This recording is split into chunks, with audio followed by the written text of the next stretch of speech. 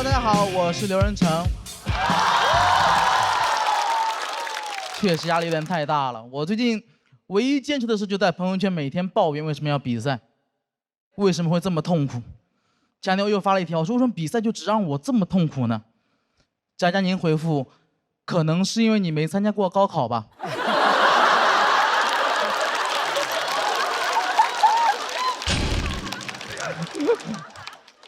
确实比赛比不明白，最近家里有点搞不懂了。说实话，我今年过年，我突然发现我爸他2颗门牙都掉了。我爸现在是个非常新潮的造型，双开门牙。我就发现，当一个中年男人失去了自己的门牙之后，他就失去所有做男人的威严和男子气概，增加了很多幽默感，变得十分滑稽。我爸现在我心目中已经不像是一个父亲了，更像是个父亲。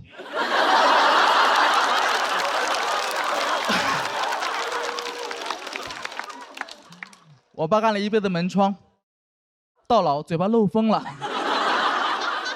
漏的都是当爸爸的威风。我爸现在可以同时抽4根烟。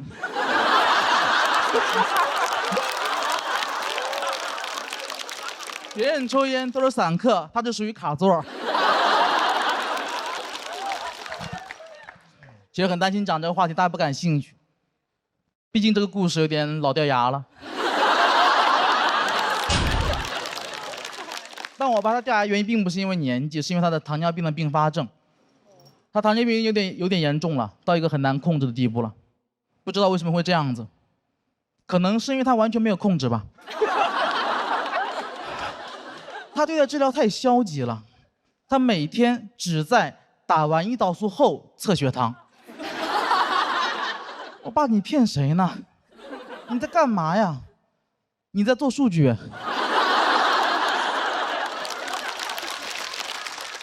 你这哪是测血糖啊？你纯测胰岛素呢。而且你说我爸他不控制饮食吧，他也没吃啥好东西，每天早上起来先吃一盆挂面，用最小的成本给身体最大的伤害。每天早上起来往那一坐，跟县太爷似的，升堂。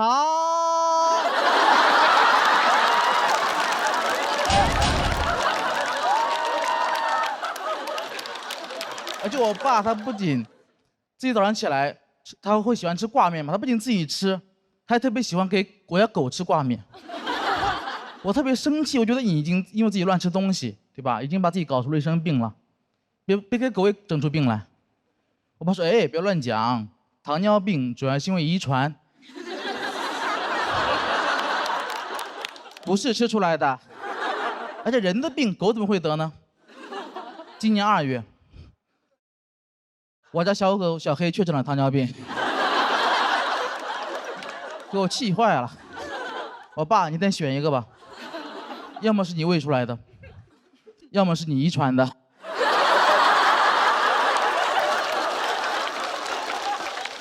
哎，你考虑到遗传，很绝望，我以后肯定也会得。过几年别人问我爸，你们家谁有糖尿病啊？我爸说，我和犬子。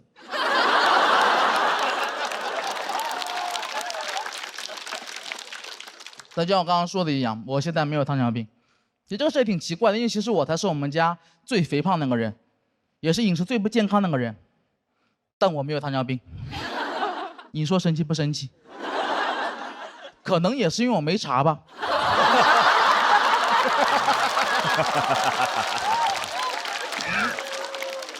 这玩意儿你别说，真神奇，只要不查就没有糖尿病。我有点害怕体检，我很久没去体检了。我上次去体检，医生嘱咐我写作业的时候离本子远一点。但就导致这个问题在于，我现在很难劝我爸妈去体检。就每当我劝我爸妈去体检，他们就劝我去体检。你们去，你去，你们去，你去，你们去，你去。这么大年纪了，跟我玩反弹。但我真的又不敢带我爸妈一块，我们3个一块去体检，因为我感觉我们这个家庭啊，不能同时承受这么多的打击。你不能把胖子放在一个篮子里面。要是我们家全部被查出糖尿病了，怎么办？家里挂面谁吃啊？狗都不能吃啊。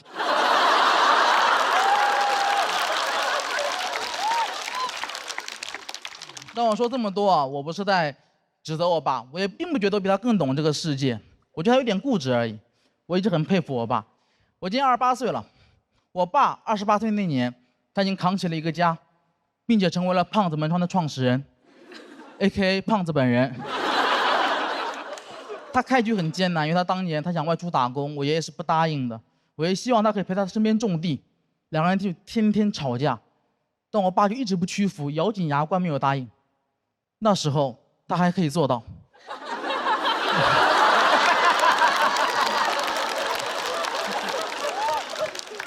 有一天他们吵得特别凶，我爷爷把我爸爸带到一个田里面，挖了个坑，跟他说：“如果你再提去外面打工的事情，今天我就把你给埋了。”然后一脚把我爸踹进了坑里，当时全村都过来看热闹了，也有人在劝我爷爷，但我爷爷不语，只是一味的挖地。这不是一般的洼地，这是道德的洼地。我现在尽量轻松去讲这个事情，但那天对我爸来说一定是非常恐怖且难熬的。那天泥土就像雨点一样不断落在我爸的头上，但我爸还是没有求饶，最后他赢了。2年后，他可以外出打工，临走前，他跟我爷爷说了一句话，说：“谢谢你当年的栽培。”然后才有了后面的故事。他结了婚，有了2个小孩，把整个家从江西的农村带到江苏的常州，一个经济发达、教育很好但足球很差的城市。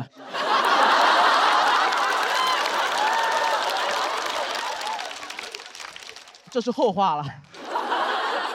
我觉得我不如我爸，因为我比赛已经让我有点喘不过气了。如果我遇到这样打击，我可能就一蹶不振了，我就再也起不来了。我最多在小某书上起号。家人们，这个世界谁懂啊？恶毒的爸，不停地挖，泥巴里的我怎么开出生命里的花？但我爸什么都没做，他就默默忍受这一切。我爸被我爷爷从小打到大，但我从小没有挨过1次打，可能是因为我爸领过土吧。领过土的那个男孩学会了给别人打伞，所以前2天我还带我爸妈去体检了。我觉得得面对这一切。体检报告出来之后，确实吓了我一跳，因为我发现我爸妈的病啊加起来都没我1半多。哇，比子欲养而亲不待更可怕的事情发生了，子要先带了。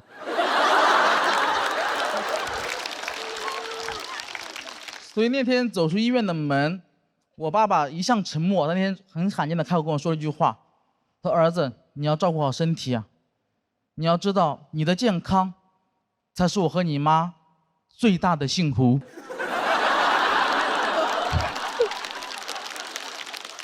那一刻，炎热的夏天突然拂过了一阵凉爽的风，是爸爸的微风。大家好，我是刘仁成爸。先自我介绍一下，我叫刘仁成，我是一个江西人，老家在江西省南昌市安邑县，很小的个地方，每个地方都有自己特色。我们山东是孔孟之乡，江南是鱼米之乡，我们安邑县也有。我们安邑县是中国铝合金门窗之乡。不信去搜啊！我家做门窗的，从小我见过的每一个亲戚都是做门窗的，这导致了什么结果呢？导致我从小就以为我没得选，只能做门窗。小时候我不知道这个叫什么，长大了知道了，这个叫种姓制度。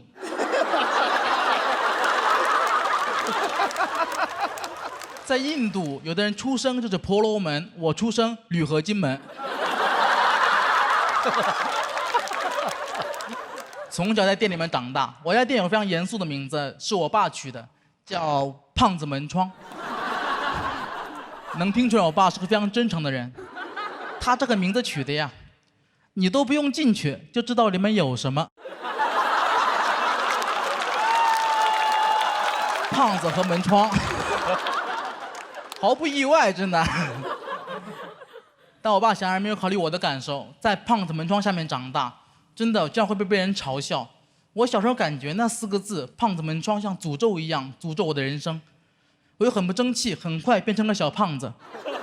这时候再看那4个字，感觉人生的进度条完成一半了，就差做门窗了。这种宿命感一直笼罩着我，很困扰我。我记得小时候上学，第一次学那个岳母刺字，非常感动，但转念一想，有点害怕。我怕我妈也这样。回到家做噩梦了，梦到我妈在后面纹了4个字，不是啊，是上门安装。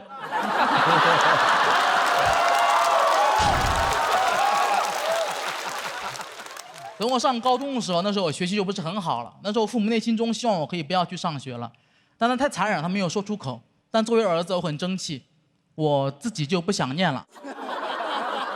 所以当我鼓起勇气告诉我的父母我不想上学的时候，他们的反应既不是我想中的愤怒或者震惊，而是一种强忍着喜悦。我永远都忘不了我跟我爸说：“爸，我不想上学了，我爸。”这可是你自己说的啊，没有人逼你吧？真的毫不夸张哦。我第1天提出辍学，第2天就开始干活了。太快了，太顺利了。我发现我上学没有天赋，但我辍学很有天赋啊。在家做几年门窗，现在做脱口秀了。很多朋友很好奇，那你做脱口秀，家里人什么态度呢？就这么说吧，在我父母眼里，我做脱口秀跟我当医生啊、律师啊都差不多，都是不务正业。我们那儿只有一条路，你们都知道是什么路。当我父母还没放弃，还在常常说服我，说的话真的没什么吸引力。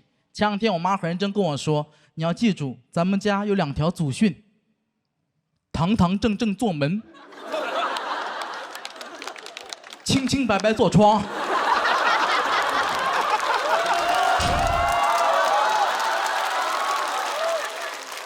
我说妈，这也太荒唐了。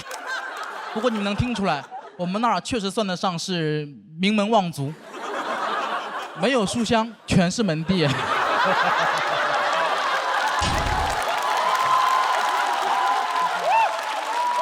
所以我也明白，不能怪我父母。我们那风气确实有所不同。比如在我们村出现第1个大学生之前，已经出现5个百万富翁了。你和他们说书籍是人类进步的阶梯，他们不屑一顾，铝合金是更好的阶梯。而且他们没有说错，我们今天做的就是铝合金贴。我现在在上海生活，有时候也会想家。每当我想家的时候，我就会去附近的小区逛一逛。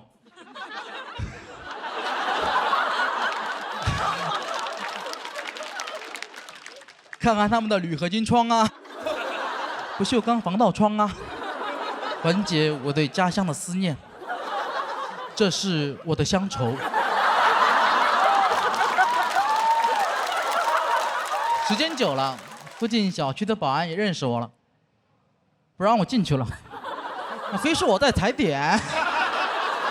我跟他解释，那保安大哥说出来你可能不信，我有这种爱好，我喜欢观察防盗窗啊，装的结不结实。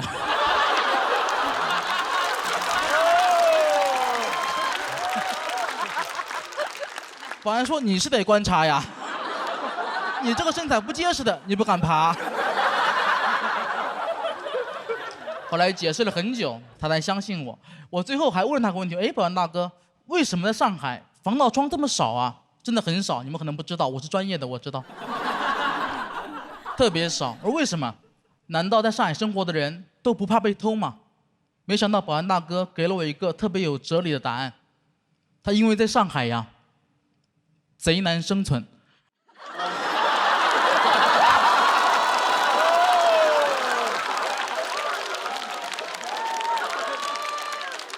我小时候确实不理解我父母，从前一直不理解他们对这种门窗的执着。我觉得我现在做脱口秀了，我很喜欢这种工作，很热爱它。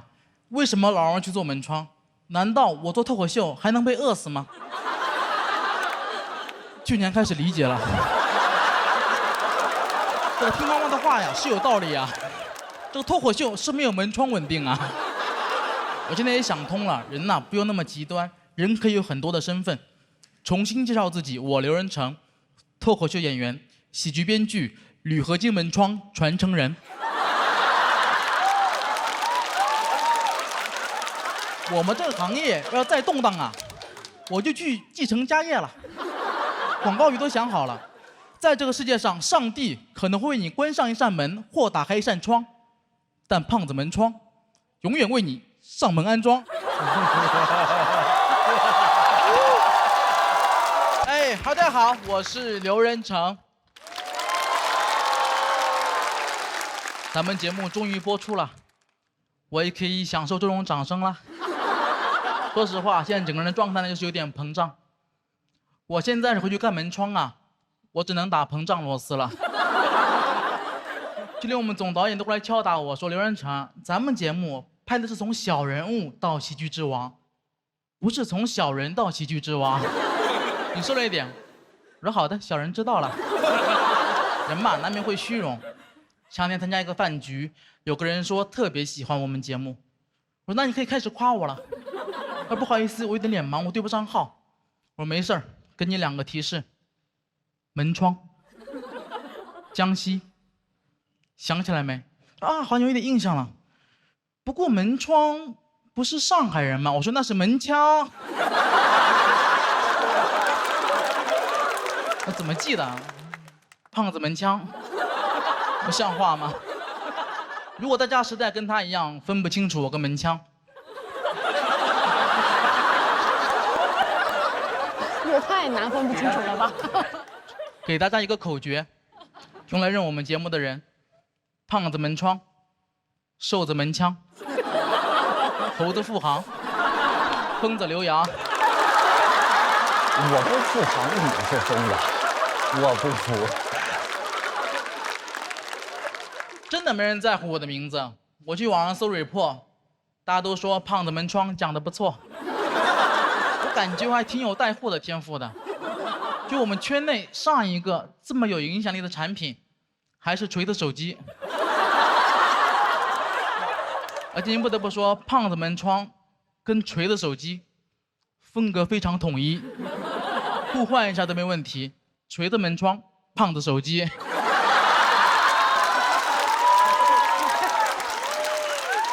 但大家还是记一下我的名字吧，我挺喜欢我的名字的，刘仁成，我非常喜欢这个名字，因为按照我爷爷本来的想法，我应该叫刘仁同，我也不用说是哪个同，我哥叫刘仁刚，我堂哥叫刘仁铁，大家能发现起名规律了，非常传统的家庭，家谱是元素周期表，万磁王来了直接灭门。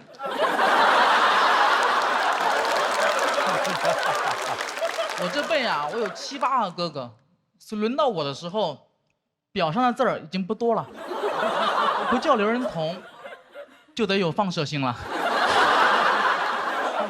那我要是早出生100年，我妈刘夫人可能比居里夫人更早发现镭元素。我上轮节目表现非常好啊，同场演员给了我高度评价，说看我演出有种看国外顶级单口演员的感觉了，没有字幕根本听不懂，讲的不是很好，一直在吃字吃螺丝什么的，说实话整个人很沮丧。我觉得我说话不清楚可能跟方言有关，我们江西话真的很难听懂，比如我现在说一句大家可以听一下，尝试理解一下。要是两不等个就我瓜懂。好，没有人理解。翻译一下，这句话的意思是：你们要是听不懂，可以给我鼓下掌。这就是上海，讲苏北话你们哄堂大笑，讲英语你们疯狂鼓掌，我讲我的安义县方言你们也可以理解，毕竟比起安义县，旧金山离上海更近一点。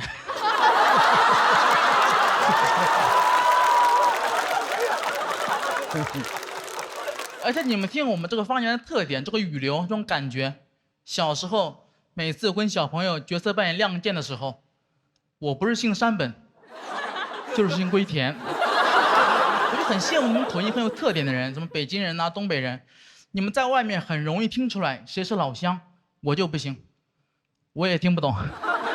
我们那方言县跟县之间就无法沟通了。我想确认别人是我老乡，我得听很久。有一次吃饭，我认真听了2个小时，才勉强确认，是一桌日本人。我现在压力真的很大，因为节目组上轮结束之后，命令我找一个普通话老师，一共就20多天，一边写稿，一边还要练习普通话，整个人有点崩溃了。经常写着写着自言自语：“刘仁成，你是不是江郎才尽了？”不可能，我不是江郎，我是刘郎，刘郎年年恋刘娘。还买了66栋楼，买了66篓油，最后找牛奶奶买了榴莲牛奶。刘郎没有才尽，刘郎在练绕口令。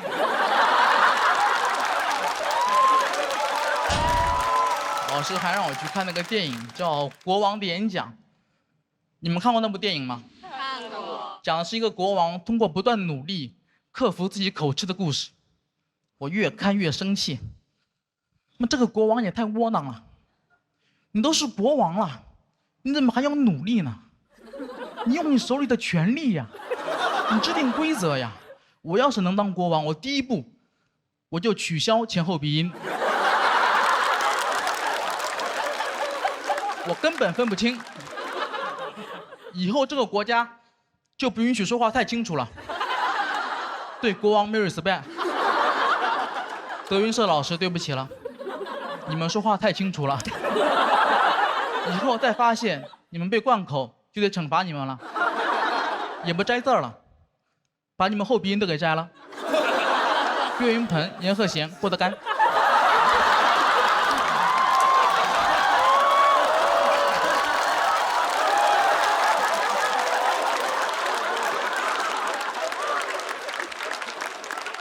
很难有比这个更好笑的段子了。郭老师听了千万不要生气啊！你回去帮我跟郭老师解释一下，我相信他一定会原谅我的，因为他善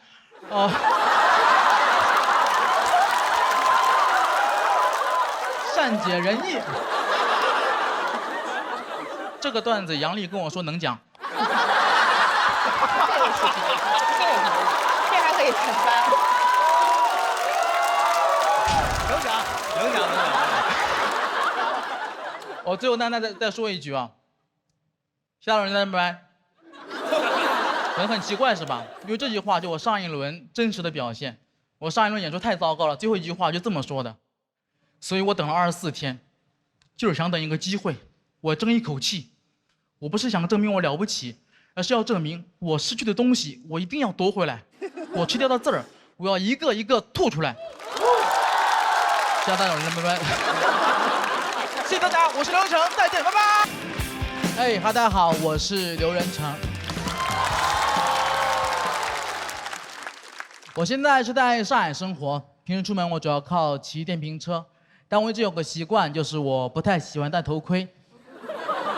没有什么复杂的原因，非常直观的原因，大家也能理解。不过得辩解一下，我知道不戴头盔很危险，真的很危险。但怎么说呢？肥胖也很危险，糖尿病也很危险，我顾不过来了。人生嘛，到处是危险，暂时顾不了这一头了。太胖了，生活就很不方便。比如我现在是一个全职的演员，将坐飞机，我觉得飞机厕所太小了。前2天上了个厕所，印象特别深刻，就厕所里面我转不了身，非常尴尬。走进去上厕所，转不了身，但我得上厕所，我只能退出来，转过去，上这个厕所，非常诡异。在其他乘客眼里，我感觉被马桶给吸进去了，特别恐怖那个画面。就每回表演这段，说实话，特别对不起面前的观众。今天只有两位美女，他们的视角跟你们不太一样。你们呢都是观众视角，只有他们俩是马桶视角。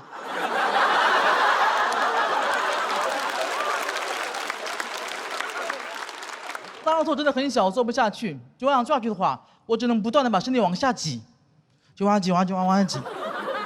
就当我坐到马桶上的时候，我发现我被死死的卡住了。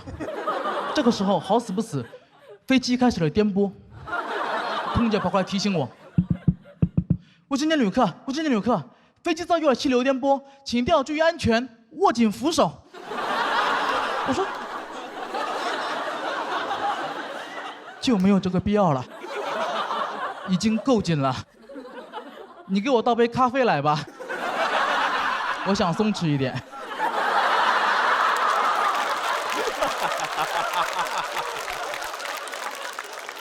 太紧了。当时上完那个厕所，我得站起来，我花了好大力站起来。我站起来一瞬间，我甚至听到了一个声音。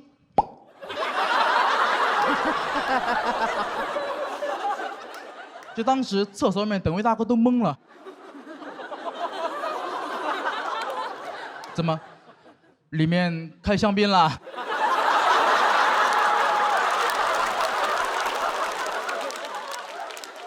希望以后你们开香槟的时候啊，不要想起我。其实我胖的原因很简单，就是我吃太多东西了。所以刚来上海的时候压力很大，上海吃特别贵。我也是重新认识了自己。就从前我总感觉我是一个很大方的人，从来不贪小便宜。来上海之后，发现我家附近有个超市，经常摆摊卖一些临期食品。说实话，有点陷进去了。哇，真的，那不跟你们想象可能不太一样，我得解释一下，它不是那种还半个月、还1个月就过期的食品，我们那儿不是的，我们那儿一般还有2天就过期，那是真的跟时间赛跑啊。同时非常便宜，原价60多一箱牛奶，现在10块钱一箱。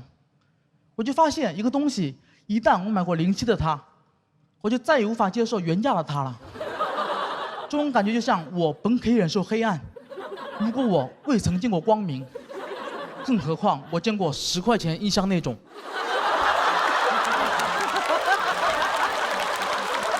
自我反思吧，我觉得我这个人不够慷慨什么的，但最近我的朋友们不这么觉得。我的朋友就对我非常大方，因为我经常无缘无故请他们吃饭，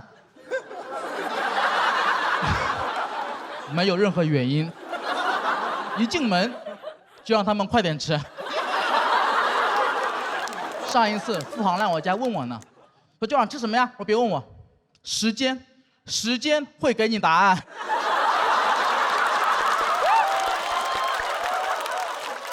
当我发现人呐，这个欲望就很难满足。一开始我很喜欢临期食品，感觉很好，最近感觉不太够了。前2天买东西看中了一盒樱桃，我问老板多少钱，老板说40。老板，咱们不是临期食品吗？怎么还要40？老板说咱们是临期食品。不是过期食品，2斤樱桃40不贵了。说实话，确实不贵了，但我已经魔怔了，我无法正常思考了。那过期的多少钱？这时候旁边阿姨看不下去了，小伙子，你有病啊？那过期的你不用买呀，你去捡好不啦？我说有道理哦，老板，咱们一般扔哪儿呀？当然说这么多啊，我说什么自己不戴头盔、临期食品什么的，大家不要误会，我觉得我是什么自暴自弃，没有，我只是有了新的发现。比如说保质期这东西啊，它只是最佳赏味期，食物过了保质期，它不一定会直接变质的，只是有概率而已。所以我现在在家吃饭，有点像赌博，赌赢了开香槟，赌输了开香槟。谢谢，我是刘成。Hello， 大家好，我是刘仁成。说实话，现在有点恨自己太幽默了。我真没能想到走这一轮，我第3轮时候大放厥词说我要走6轮，怎么还走了7轮？我也想看教主的表演。我真的很羡慕教主，因为他的第5位真的是我很理想的位置，因为我跟他一样都是舞迷。你看我身上带了个胡萝卜，我们都喜欢，对吧？都是舞迷，都是500的粉丝，然后我一直在想怎么去安慰教主，我刚临时想了一个安慰的方式啊，就教主，虽然说你没有进第7轮，但这对你的婚姻比较好，因为不离不弃，然后。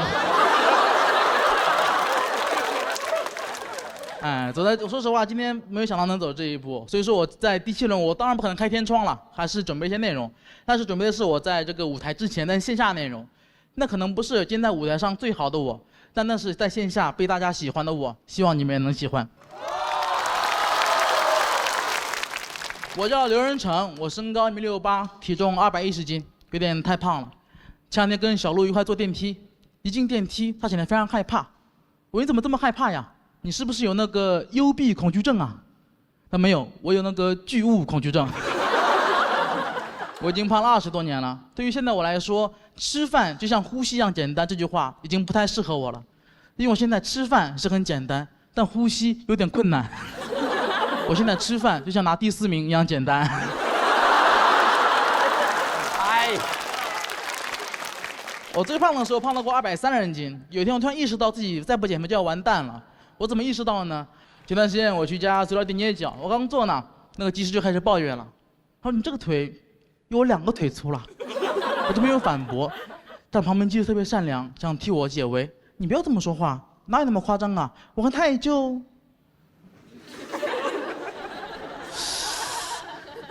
小腿跟你大腿差不多粗吧。他很善良，我很喜欢他。结果第一个技师听完生气了，你说什么？你再说一遍。我腿有这么粗啊！说完把我腿给抬了起来。我腿这么粗，你再说一遍。就这样，他们2个人到面前爆发了激烈的争吵，但没有人受到伤害。伤害都在我这里。我旁边特别暗暗发誓，我说以后再也不来这按摩店了。我以后只去盲人按摩。但我自己想想没人用，我都害怕，我真去了盲人按摩，盲人只是摸摸我腿。小伙子腰挺细啊。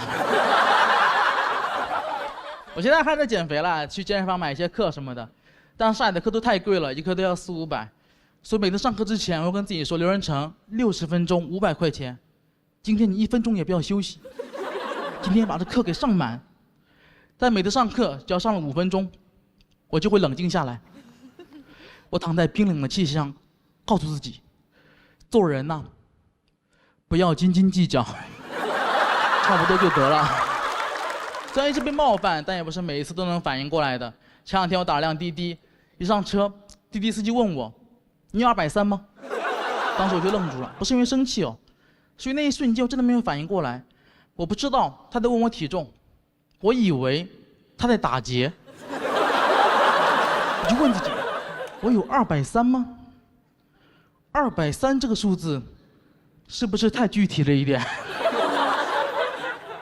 他是遇到什么困难了吗？他的儿子生病了，我要不然给他吧。我在那凌乱中，司机才反应过来，你230斤嘛，我才知道问体重，我就很生气，我没有230，我210，我就坐下了，不想跟他说话。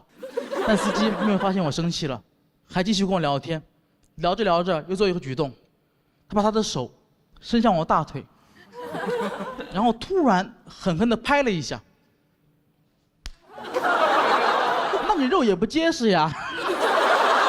那瞬间我真的崩溃了，就感觉我丧失了所有做人的尊严。我感觉我不是一个人，我坐上的也不是辆滴滴，我是一头猪，被运上一辆卡车。卡车司机问：“这头猪有230斤吗？”“没有，只有210。”“那它肉也不结实呀。”就这样，我们就拜拜。好，大家好，我是刘仁成。我很喜欢这期主题啊，因为我小时候真的跟星爷一样问过我爸这个问题：“爸，不上班行不行啊？”因为我家是做铝合金门窗的嘛，所有的活都在家里面干，真的很吵。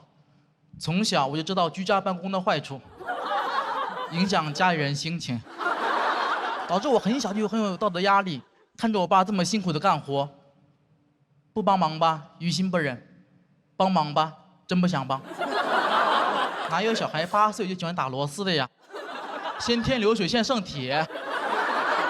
导致8岁的我竟然跟中年男人一样，放学了之后不回家，就找个小公园坐着，什么都不干，叹气。旁边众人看着很奇怪，小朋友你怎么了？我说哎，跟你一样。家家有本难念的经。他说什么经啊？我说铝合金。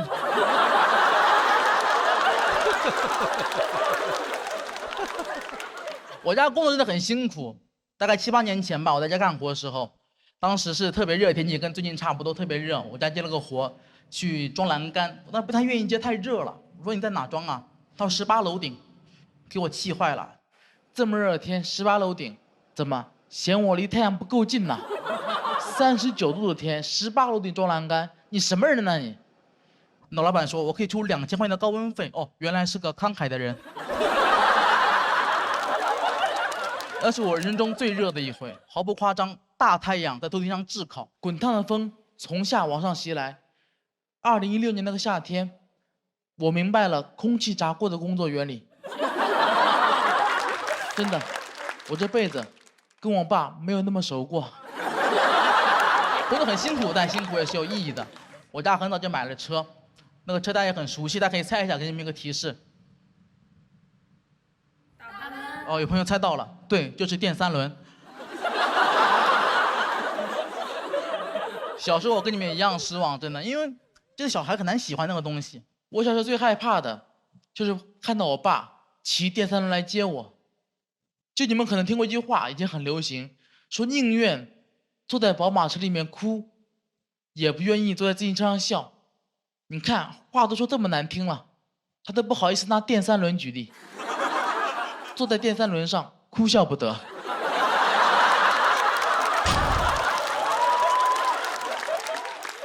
有一回我记得我实在受不了了，我就偷偷把我们家轮胎气儿给放了。我心想这明天总不能来接我了吧？没有用，还是来了。电3轮太稳定了，2个轮胎有气儿就够了。你听我爸就这么歪歪扭扭把我送回了家，哇，真是弄巧成拙。那天之后，同学们都传我把电3轮压塌了。现在想起来，那时候真的很幼稚。我小时候对我们电3轮这种嫌弃是没有道理的。电3轮什么都没有做错，他做错了什么？他只是比普通电瓶车多一个轮子而已。多一轮怎么了？我现在就想多一轮。能多一轮是一轮，3轮不够，我要2个3轮，我要走6轮。但是我数学之后嘛，我也得去骑电3轮送货。长大不一样，很快就坦然接受这个事实。我发现其实我还挺喜欢骑电3轮的，而且我不得不承认，我的气质就像骑电3轮的。你在路边随便辆电3轮，只要我坐上去，你就感觉那是我的车。大家不要小瞧电3轮，我给大家安利一下，姐妹们，真的非常好。电3轮真的很不错，很棒的。电3轮特别能装货。就市面上所有号称自己空间大的 SUV， 都比不过电3轮。SUV 你空间再大，那也是有极限的。电3轮，只要你敢往上叠，天空才是你的极限。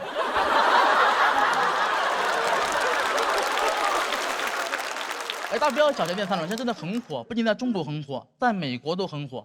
所以美国人特别喜欢骑电3轮，很多美国人现在只会3句中文：你好，谢谢，倒车请注意。我记得后来有一次我骑电3轮送货，那天装的实在是有点太多了，多到什么地步呢？就那个货物已经多到，如果我不坐上去，整个车头就会被翘起来。只有我坐上去才勉强保持平衡。结果我骑着又做了个错误的决定，我上桥了。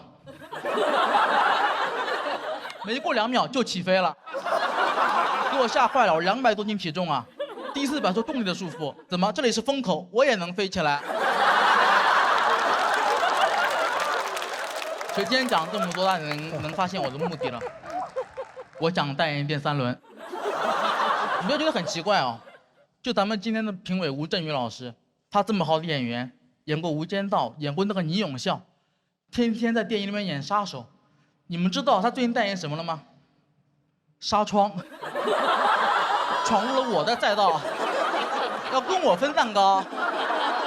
后来我去了解了一下，我发现我确实错怪吴镇宇老师了。他那玩意儿我代言不了，他代言的是防弹纱窗。太夸张了，吴镇宇老师，你这玩意儿比电三轮更适合销往美国。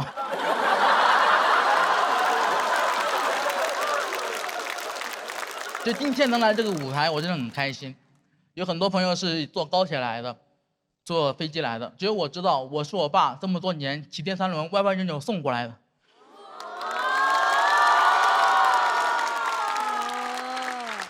早知道要这么久，我就不放那个气儿了。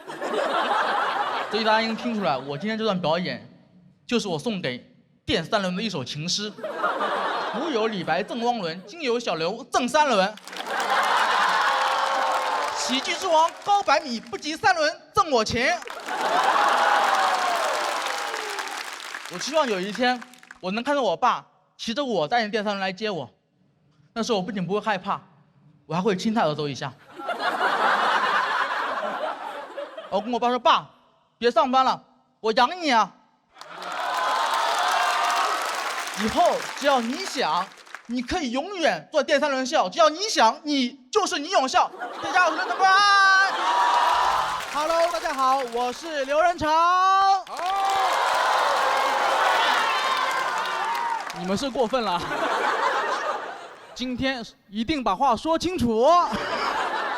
哎呀，今年上节目了，也是走到半决赛了，很想改变命运，帮帮家里面，结果节目播了，自己也不火，但对我们家的门窗生意倒是也没有帮助。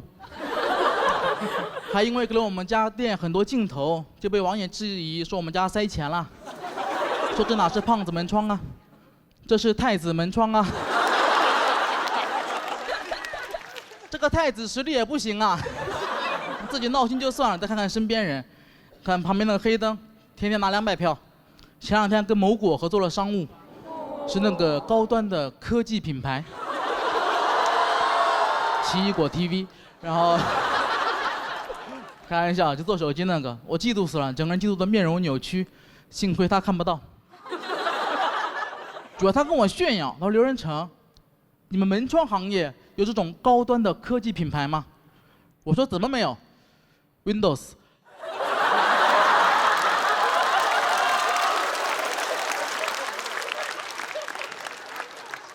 认真说啊，希望 Windows 考虑我一下，我很适合跟你们合作。我这个人性格微软，容易崩溃，期待与你们见面。我其实也有商务啊，我就每天都有人问我能不能上门安装，但我的商务可能就，但我商务跟你们就不太一样，他们商务都是什么口播啊、植入啊、推广啊，我只需要上门，关键平均离我1000公里。我说上门安装是不可能了，上门女婿你考虑一下。还每天有人给我发私信说自己家门窗坏了，怎么办？前2天特别多，我都尽可能帮忙看看，但这玩意儿越看越多。我现在感觉我是一个互联网门窗医生，虽然不能上门安装，但天天在线问诊。哦，门诊。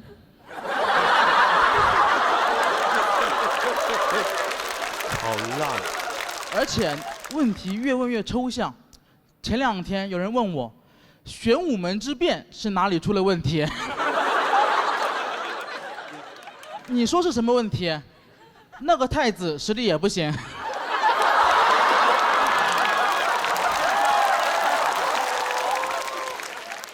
我正发愁前路在何方呢，家乡传来了好消息，就我们安邑县的融媒体发了我的视频，2天播放量130多万。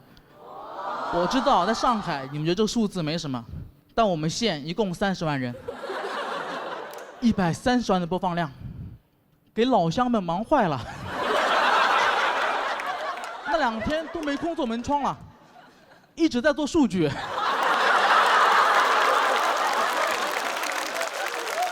而且乡亲们真的太淳朴了，我们村长听说我们节目是现场投票，问我需不需要暗箱操作，给我安排50个乡亲来现场投票，吓得我直接拒绝。为了表达坚决，甚至说了一句在我们那地方犯忌讳的话：没门，而且村长你要记住，君子有所为有所不为，这种事我是不会干的。我是君子，我有华为。就算没有暗箱操作，我的票数也能遥遥领先。不仅如此，我们家乡政府人员还专门联系我，感谢我宣传家乡。上来第一个称呼，就把我感动到破防了。我有想过可能会叫我什么同学、老师，比较客气；浮夸一点喊明星、网红也有可能，都不是。他们喊我香贤。有的没文化的不知道是哪两个字啊？家乡的贤能，香贤。此时此刻，一位香贤正在为你们表演。前路找到了，我开始在网上搜索如何做好一个香贤。我说我们江西历史上最著名的香贤是谁？你们知道是谁吗？陶渊明。陶渊明。我刘仁成，何德何能跟他相提并论？陶渊明的代表作《桃花源记》，刘仁成代表作《胖子门窗》。陶渊明不为五斗米折腰，我每天大家好，我是刘仁成，期待与你们合作。谢谢大家，我是刘仁成。就基本节目一播啊，你就看到我疯狂折腰，一播至少3折。就我这种人，哪配跟陶渊明比？我都进不去桃花源，桃花源出极狭才通人，我过不去。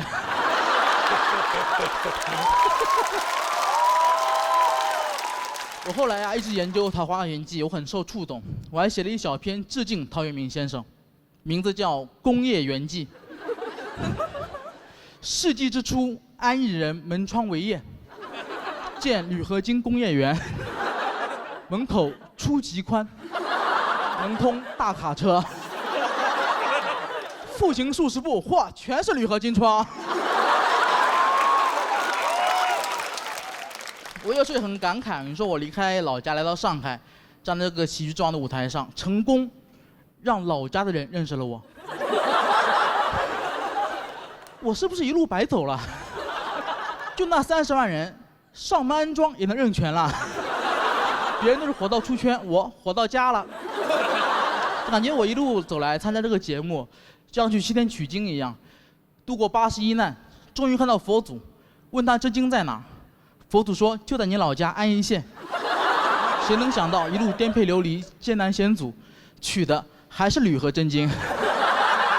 但旁边我的大师兄他很平静，他早就找到了自己的真经。那就是爬山。是的，我是刘仁成。Hello， 大家好，我是刘仁成。今年也是走到总决赛了，说实话挺意外的。我这个人呐，没什么冲劲，我是 INFP， 小蝴蝶，像蝴蝶一样美好易碎。你们再看我的造型。我都不是一般的小蝴蝶，我是发蝴蝶。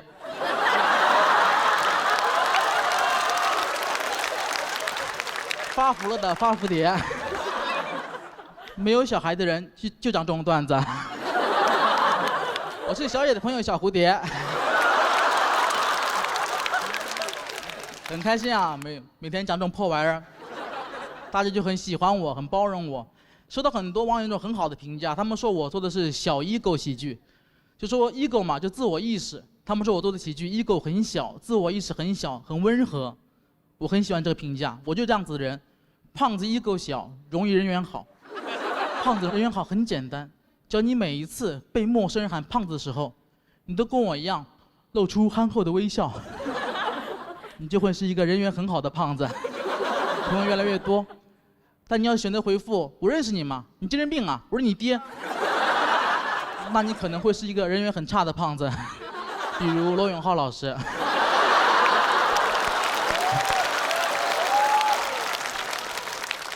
只能开个直播间才能交个朋友。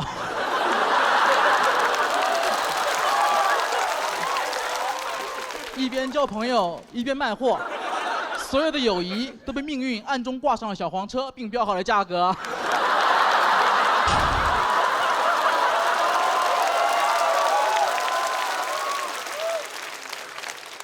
我从小被人喊胖子，从来不生气，直到有一次去一个朋友家玩，朋友妈妈喊我胖胖，说实话一点不生气，我觉得挺可爱的。但我朋友突然开始维护我，说你怎么喊别人胖胖呢？你考虑过别人的感受吗？他要是跟你一样喊你丑丑，你开心吗？哇，我当时真的非常感动，这是我这辈子第一次遇到一个人这么在乎我的感受，同时这么不尊重自己的父母。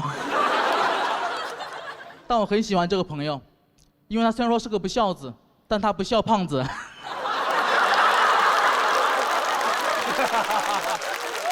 虽然他把他妈气得心脏疼，但我遇到了心软的神。一狗小也和之前的经历有关。我做了很多年的编剧，在娱乐圈也什么事都干过，什么活都干过。今天参加一个节目，节目组想让嘉宾坐在跳楼机上互动做游戏。所以他们需要一个替身，抱着摄像机去进行安全测试。那么会是谁呢？唉，你们坐过1个小时的跳楼机吗？连续1个小时，下来之后整个人都通透了，都有点通气了，感觉跳楼也不过如此啊。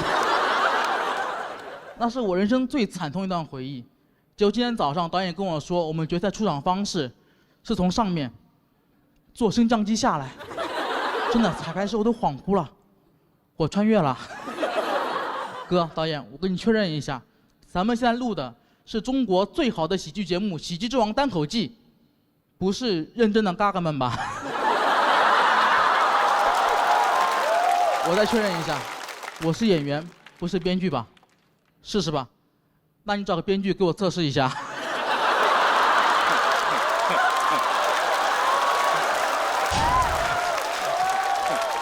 真的，那天在跳楼机上那1个小时，我真的想了很多。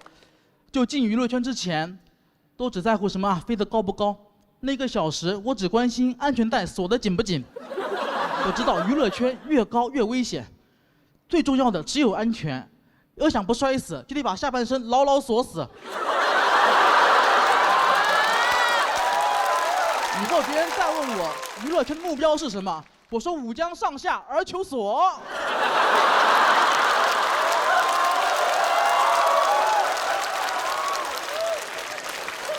后来我去参加一个节目当编剧，然后那个节目周老板是嘉宾，在现场我想找周老板打个招呼，但到门口有点犹豫了，因为他门口贴了块牌子，写着“艺人周奇墨休息室”，熟悉的名字突然特别陌生，我突然感觉到巨大的阶级差异，我的面前明明是一扇我非常熟悉的铝合金门。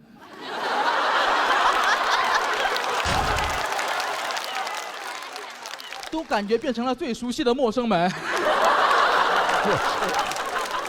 就那一刻，我有一种闰土拜访鲁迅的感觉。我就想走，结果周老板正好开门了，哎，阿成，你来了，进来坐会儿。我说不用不用，我先回去了，周老爷。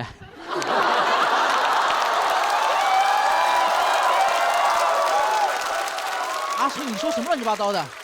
来，今天吃点水果，这是西瓜。这是山楂，这是不锈钢叉。我说谢谢周老爷，我先认了。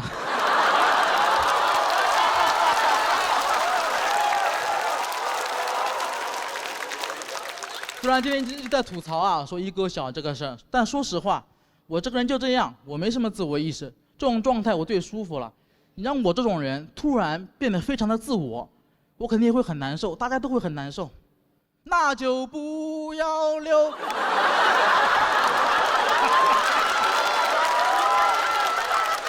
突然的自我。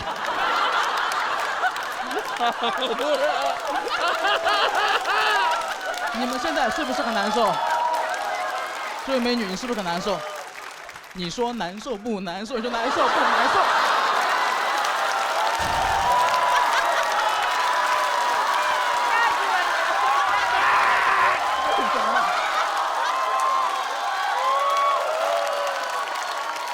突然的赵丽蓉老师，这就是我，我就是没有自我，我的皮下是王建国。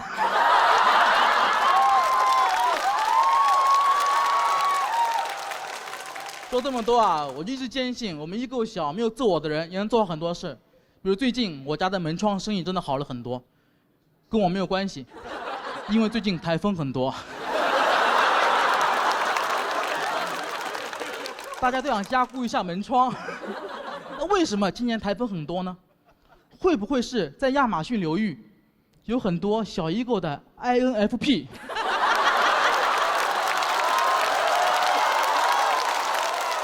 在扇动自己的翅膀。小蝴蝶还说呢，啊，虽然我扇动翅膀可能会带来台风，但中国有句古话说得好，福祸相依。所以我也不是一般的小蝴蝶，我也是发蝴蝶。谢谢大家，我是刘成。Hello， 大家好，我是刘仁成。很开心啊，确实新的一期节目，时间过得真快。去年节目也是收获了很多，前段时间我还去拍电影了。其实就是跟付航一块去拍鹏哥的《长安的荔枝》。当然我知道我在节目上一上来就讲这些不太好，对吧？大家毕竟不喜欢看我们这种电影演员录综艺。开玩笑，开玩笑。其实当时很受宠若惊了，提前在家准备，练台词、练普通话什么的，说一定要演好。结果告诉我演一个动人。刚刚彭导提到过动人，其实大家可能不知道是哪个字，我告诉你们是哪个字，是一个单人旁一个同。所以当我跟付航收到剧本的时候，我们没人认识这个字儿。我还问付航呢，咱们第一次拍电影就演同人？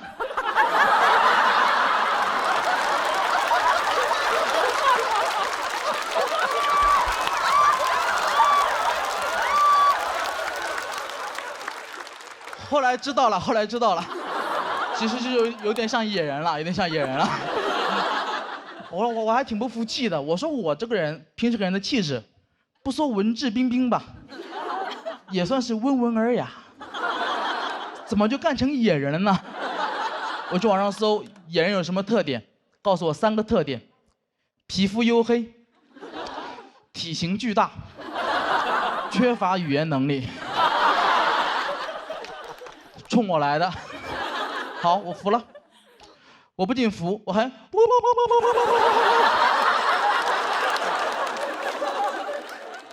其实说实话，演演员什么都无所谓。我在店里面主要是我负责的任务太奇怪了。我在电影里面主要负责吃香蕉。我知道这个段子讲到这里，你们觉得我在编段，在 call back。因为太荒唐了，我也不知道怎么证明自己，所以我只能请看大屏幕。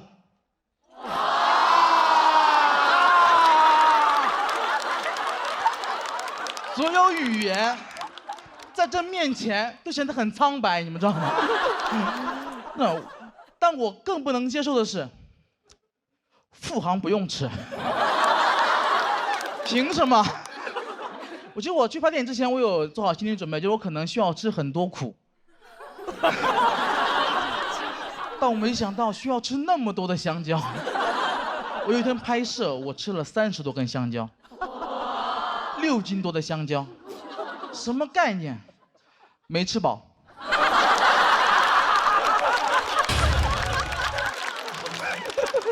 啊，当然是开玩笑，当时稍微有点难受。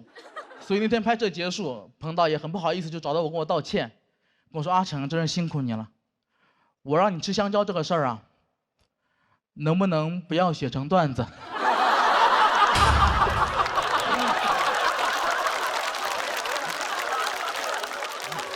当然说这么多啊，说这么多，我不是在质疑大鹏导演，当然不会，我只觉得我们的喜剧理念有点不一样。我喜欢那种喜剧啊，应该是那种双线结构。故事像2条平行线一样，永远不会有香蕉。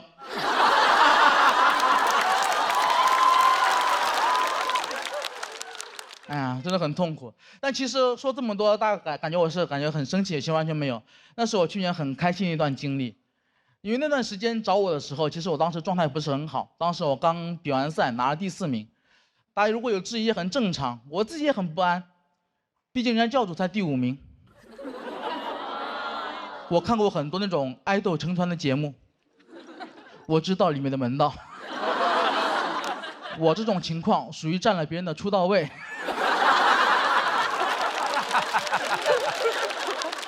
所以很长段时间我就很害怕，我总觉得大家会骂我，会网暴我，我就生活在那种痛苦当中。过了一段时间更痛苦了，发现根本没人理我，大家真的很不在乎我。我的那种心态特别像那个《周处除三害》里面陈桂林，就我都认罪了，还是没人理我。别给我这个第4名逼急了，逼急了我也可以除3害。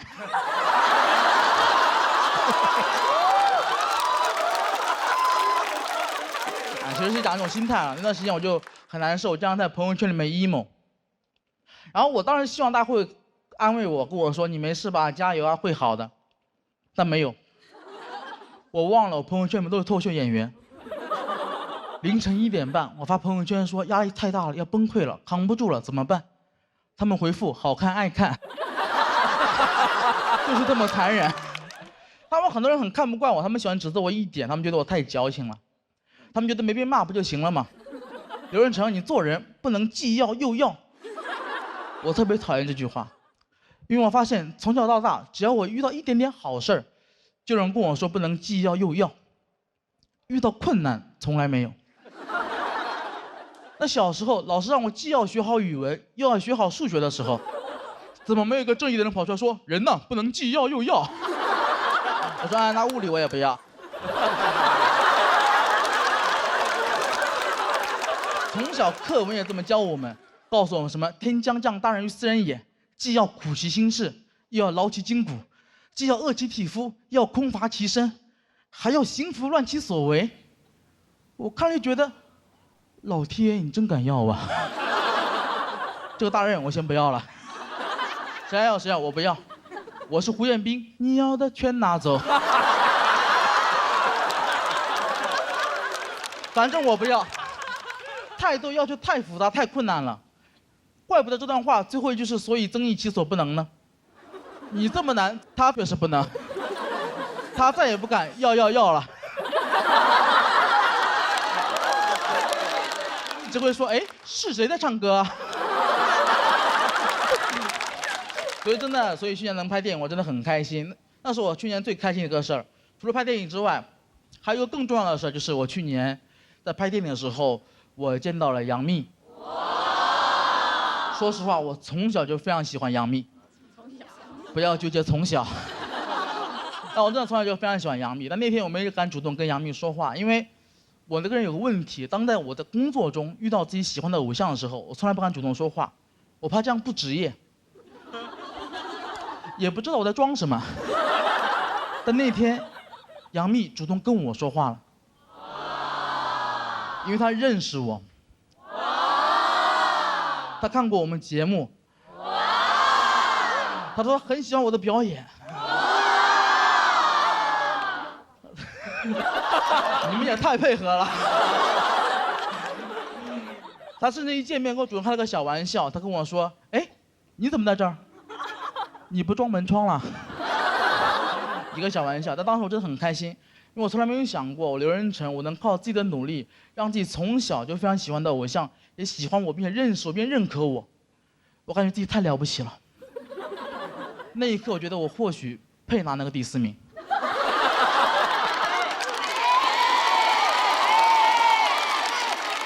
感觉怪怪的。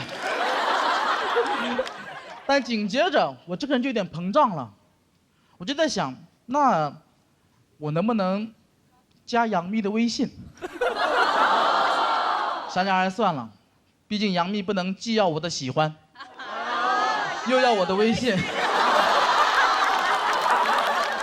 当然是开玩笑，当然开玩笑的。真实原因是当时我思考了一下，我觉得如果我们加了微信的话，幂姐可能会看到我的朋友圈，她会发现我很痛苦。她人这么善良，看到我这么痛苦，一定会过来安慰我，跟我说：“你没事吧？”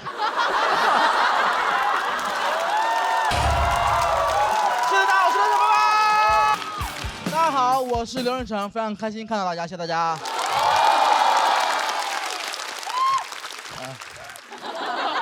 很开心啊，今年确实不一样了。去年节目结束之后，很多朋友就认识我嘛，也了解了我们家的产业。经常见面就喊我门二代，这还少开玩笑。但真有人在网上造谣说我家其实很有钱，我还挺难受的。还有人说我之所以能进总决赛，是因为写到了富航的合同里面。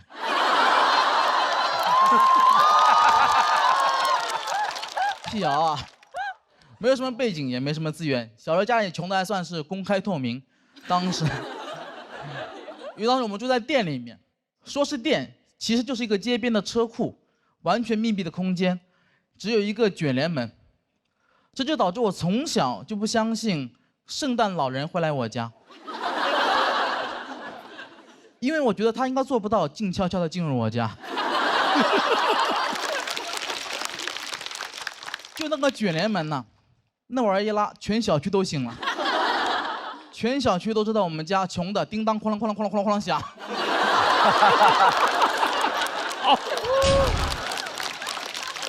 但我从小对那个卷帘门就有很大的意见，因为我觉得太吵了，而且我们家就是做门的，为什么用一个这么差的门呢？我就很不服。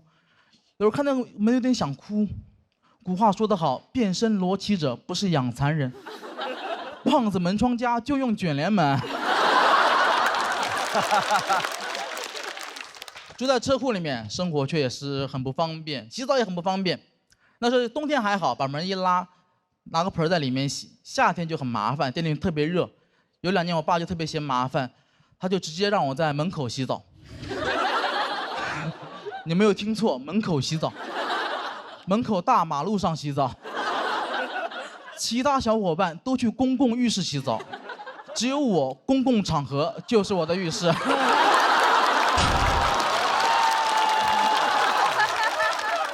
但那会儿实在太小了，没什么羞耻感，也完全不在乎别人的眼光，完全不在乎别人的眼光。我都没注意那有个探头。我是洗干净了，电子眼越来越脏，天网恢恢，我全漏了。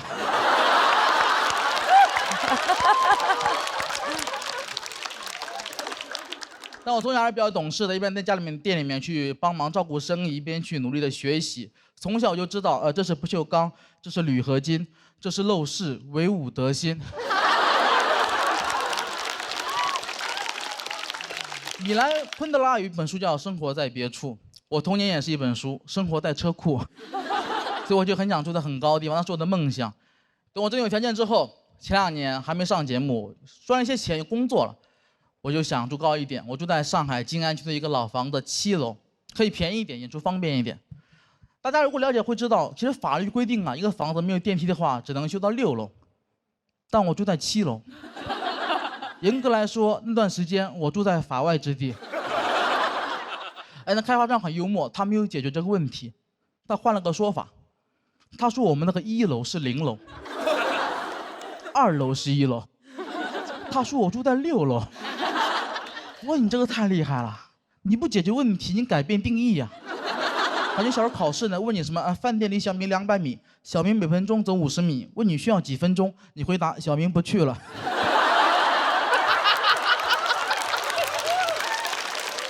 小明可以点外卖，今天想吃黄焖鸡。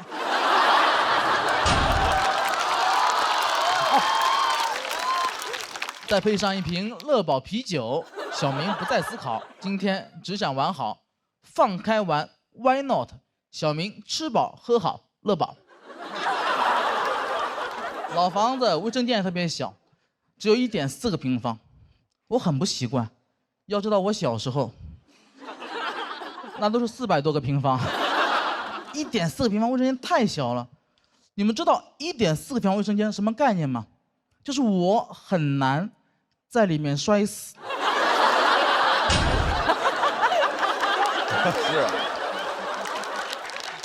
有一次我在里面洗澡，脚一滑往后一倒，闭上一瞬间，我以为会倒地上流一地的血，睁开眼发现自己就这么卡墙上，整个人什么事儿都没有。一点伤都没有，全都是泡沫。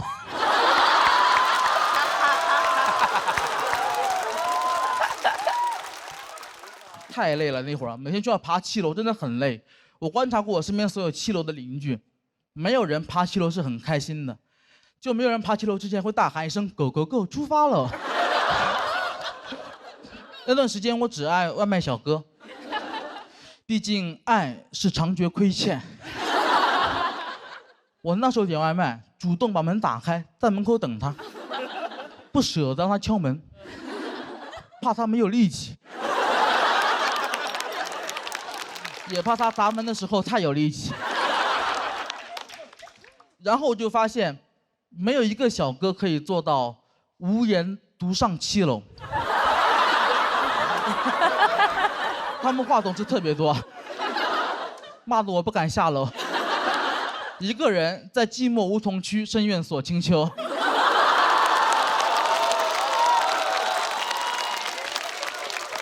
我那时候，我甚至可以通过听就判断一个小哥是不是跟我一样胖，不用看，听就可以。跟我一样胖的很好听，你就听那个脚步声，一开始还很欢快，是那种哒哒哒哒哒哒哒哒，过一会儿会变成哒哒哒，然后会变成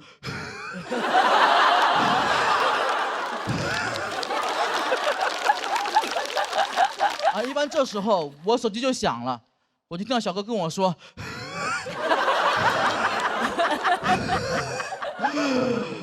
我到5楼了，你准备一下出来拿一下吧。”我说：“其实你在4楼。”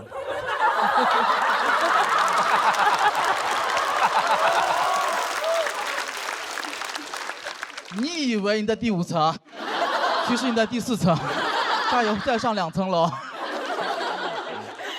去年节目结束之后，我生活真的变好了很多，所以我终于完成了童年的梦想。我现在住在20楼，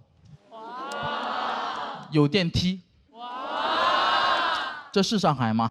你们在干嘛？但我真的很开心，真的住在很高的地方，而且我们家现在卫生间也很宽敞，所以为了弥补我童年的遗憾，我现在每天洗5次澡，怕忘了在床头刻了一个早字。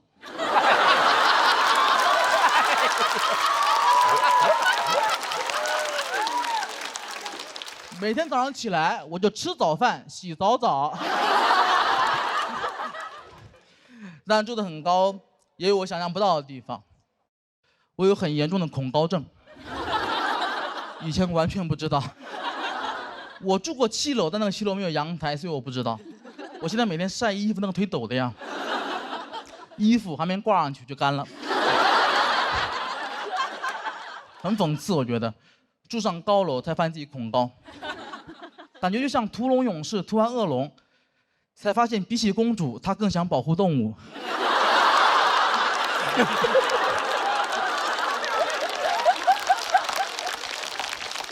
但我觉得这都是我可以接受的，因为我是一个有钱人，这是有钱人可以忍受的。有一天，我请我朋友来家里吃饭，他突然给我看了个新闻，他跟我说，高层住宅未来即将变成贫民窟。这个我无法接受，但他讲的很有道理，我也听进去了。他给我举了很多例子，他说现在美国就这样子，这是一个城市化的趋势。现在美国在芝加哥市中心的高层已经住满了穷人，而那些有钱人早就搬到了郊区的别墅。他们平时最爱待的地方，就是他们家的车库。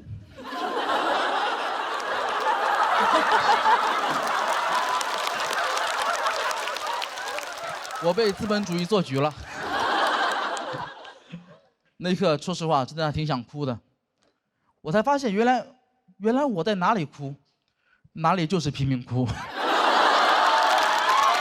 谢谢大家，我是刘仁成，拜拜。哎，大家好，我是刘仁成，非常开心看大家。哎呀，今年确实不一样了，红了现在。以前节目都是我 Q 嘉宾，今年都2个嘉宾 Q 我了。流量竟是我自己，啊，这是进半决赛很不容易，想跟大家讲点心里话，聊点我自己想讲的话题。我爱吃饭，绝对不开玩笑。我从小就想成为一个美食家。我小时候的偶像是哆啦 A 梦，我觉得他是最热爱美食、最纯粹的，因为他不用吃饭，但他天天吃饭。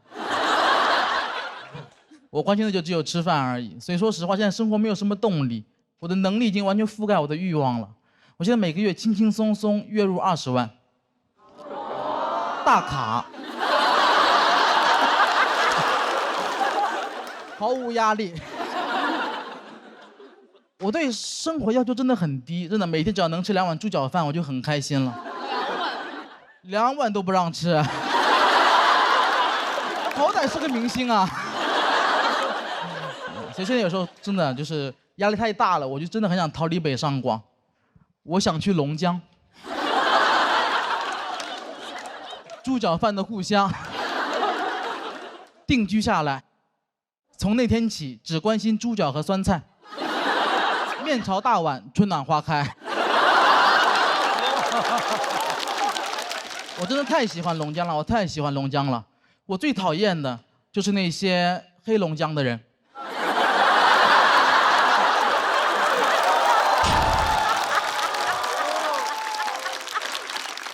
不是说于翔宇哈，这个梗确实非常幽默。节目结束之后，说实话，我以为以我这个表现和我这个条件，我关于美食的节目我应该接到手软。每天一出门，陈小青就抱着我的大腿，跟我说：“小刘别走啊，舌尖上的中国没你不行啊。”我说：“不行啊，小青，霆锋那边还等着我去风味人间呢。”这时候黄磊走了过来，都别跟我抢。没有刘仁成，我将不再向往生活。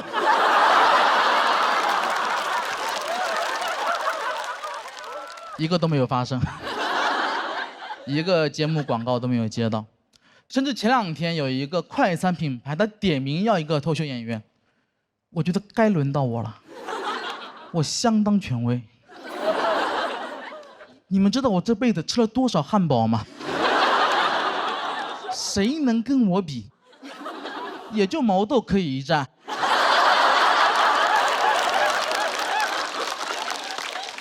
结果最后我俩双双落选。品牌方他选择了一位帅哥，他选了张俊。我认为甚至不是帅哥，那是。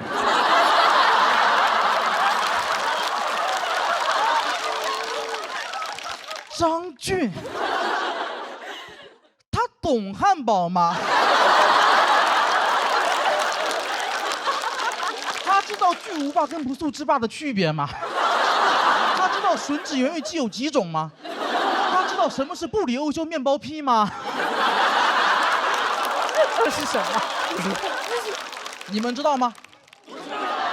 巨无霸是3个面包片加2个肉饼有蔬菜，不速之霸是2个面包片、2个肉饼、2个香肠没有蔬菜。吮指原味鸡有5种，最好吃的是鸡三角。布里欧修面包坯的特点是黄油含量超50%，口感绵密细腻，味道香甜醇厚。这些事儿张俊他知道吗？你们也别怪我情绪激动，他触碰到我的逆鳞了。而且咱们换位思考一下，如果有一天张俊，他打开他的蛋白粉，发现是我代言的，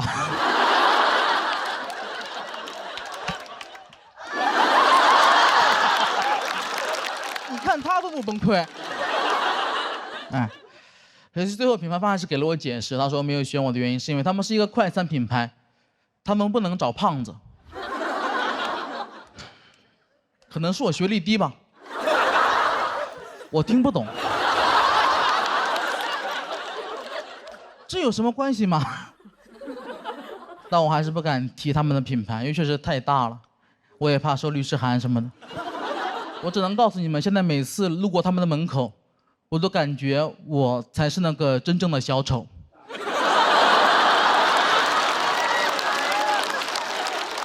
我真的很难过。我们胖子门窗，一家都是卖门的。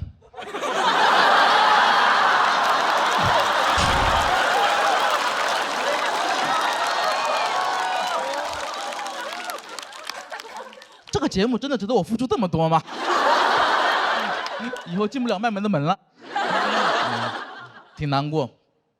好像很久没有在那种美食广告中看到一个小胖子了。现在什么广告都是那些帅哥美女，他们看起来就不爱吃饭。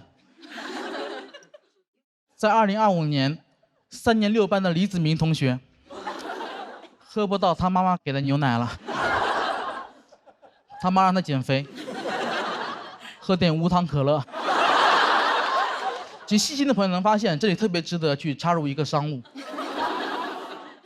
但他也没有选我。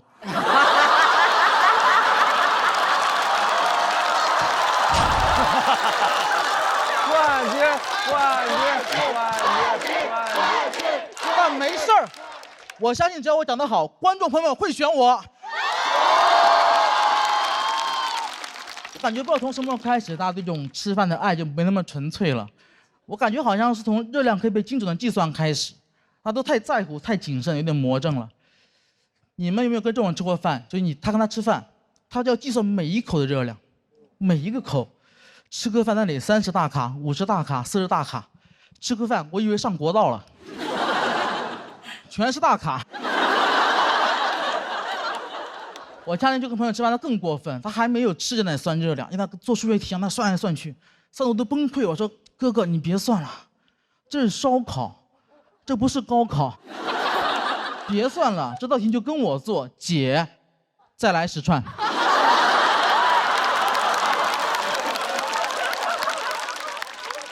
我在这里说啊，吃肉不吃蒜，香味少一半。他说，哎，蒜是碳水，蒜也有热量，让我算算蒜的热量。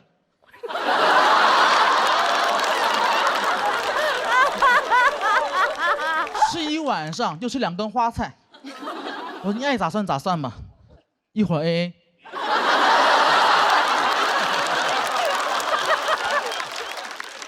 网上有人说，他说人生就是每天整个2000卡的热量去维持身体机能。其实我不同意。我觉得数字是冷冰冰的，哪怕是在形容热量，在我心里吃饭是个很浪漫的事儿。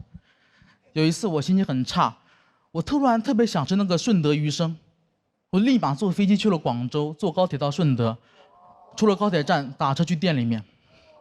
没一会儿鱼生上来了，但不能吃，得拌上新鲜的葱丝、姜丝、芋头丝，撒上花生跟芝麻，挤上几滴柠檬汁，再浇上一圈花生油。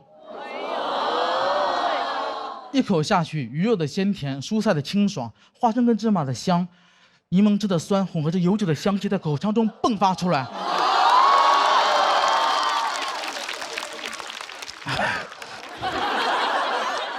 那一刻，感觉自己所有的不快跟疲惫都被扫掉了。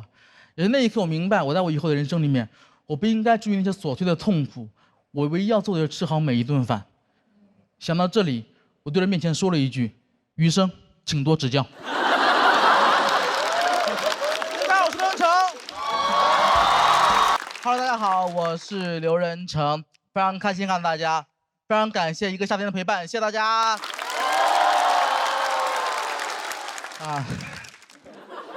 时间过得真快呀，总感觉前一秒还是在去年的总决赛。去年总决赛我讲了一个我去干活，发现周老板有自己的休息室，我没有的段子。今年第1期录制，我惊喜的发现，付航有自己的休息室了。把那生气的方安慰我说：“哎，兄弟没事儿，咱们先录制，其他事儿晚上回酒店再说。”晚上结束后，不是一个酒店。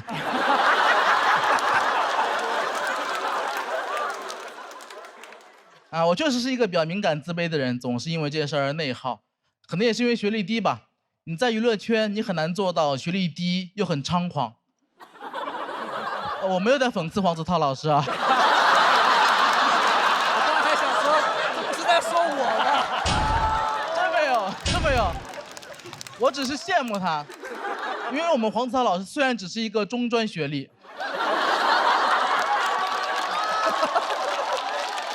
但是比我高，比我高。我初中，但我就相信我们俩其实内心深处还是一类人，真的。我觉得他内心深处还是有一点点自卑的地方的。我都知道他的自卑是从哪来的，悲从中专来嘛。讲这个段子，黄涛老师不要生气啊！如果你实在生气的话，可以打我1-2拳。算了，打2拳吧，1不发音。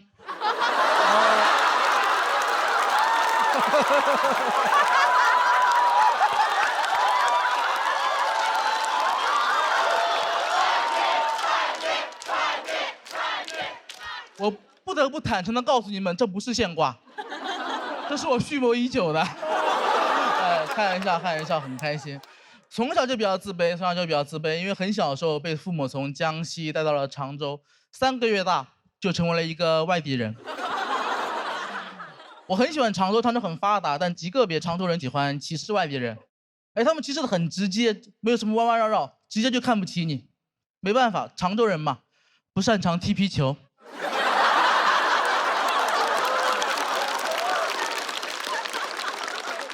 小时候家里条件很差，我家隔壁就是一个废品站，我天天看我的邻居收垃圾，看得我都有点影响学习了。收垃圾太赚钱了。但那会儿年纪很小，看东西很浅薄，觉得他们那里环境很差，手上也不干净，我就觉得他们挣的都是脏钱。现在长大才知道，其实他们赚的是最干净的钱。有的地方号称自己一尘不染，6根清净。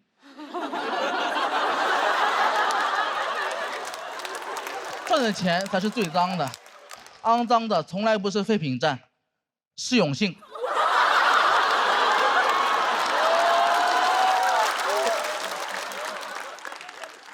到了高中之后也很自卑，其实本来还好，我本来学文科学的是好好的，学校突然逼我去学艺术，说是为了我好，能上好的大学，但我内心知道，其实想提高本科率而已。我不想学艺术，天天跟他们争吵。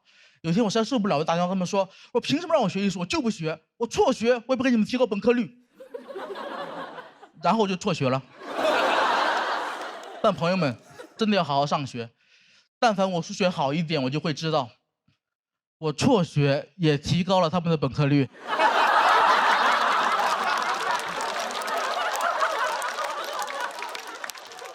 有一半的朋友没有听懂，跟你们解释一下。假设本科率是 F， 学生总数是 X， 考上本科的人是 N，fx 等于 x 分之 n，fx 减1等于 x 减1分之 n。当 x 大于0的时候，函数呈单调递减，所以 fx 减1大于 fx。懂分数函数的人都知道这里面门道有多深，但付航肯定没有听懂。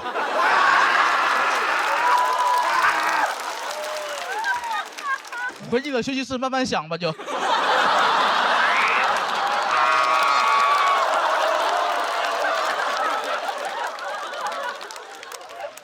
辍学这个事儿真的让我挺痛苦的，不是因为学历低了，是因为我辍学说的太顺利了。我以为这是个很叛逆的事儿，一点阻挠都没有。其实那天打那个电话，我也只是一个17岁男孩在那撒娇，我发脾气而已。我一直都希望我的老师可以把电话打过来。打回来，求我回去。11年过去了，号码我都没敢换，一直都没有等到。我的老师他讲不了脱口秀，他不会 call back。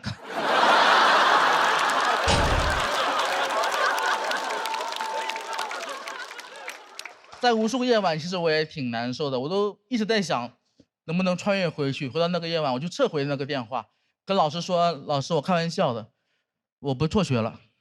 老师，你想清楚了？我说，真不错，真不错，刘仁成真不错。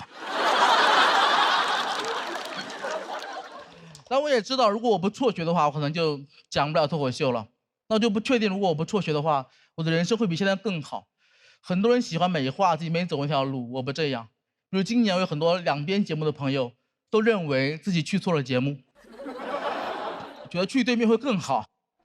怎么可能呢？只有一个人有资格说去对面会更好，就是罗永浩老师去对面对我们更好。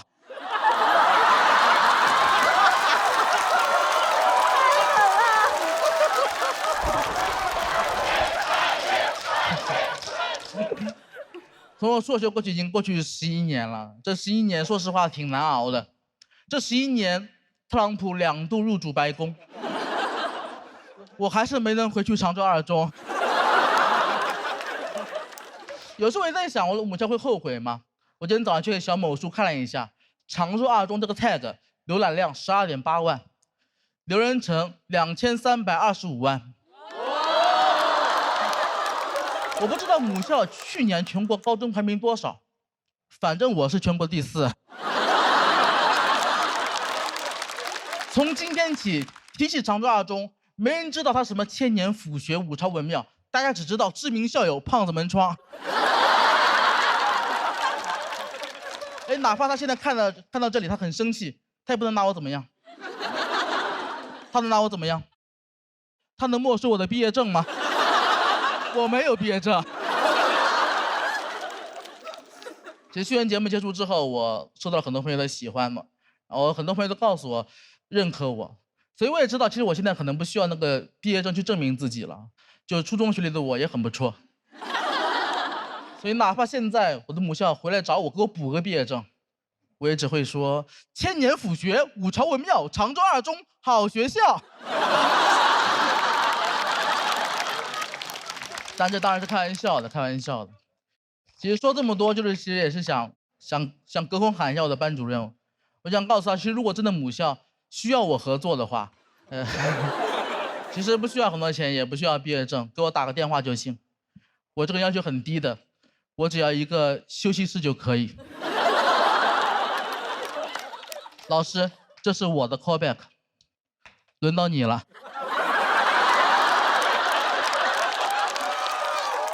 没想到吧？我用 callback。我不知道如果我不辍学的人生会是什么样子的。在复仇者联盟4里面，奇异博士他看了1400万个结局，才看到胜利的可能性。我没有超能力，我也不会预测未来，但我知道，我之所以不会去美化自己没走过那条路，就是因为我现在正在走这条路太美了。我不后悔，我爱脱口秀，我爱奇异博士。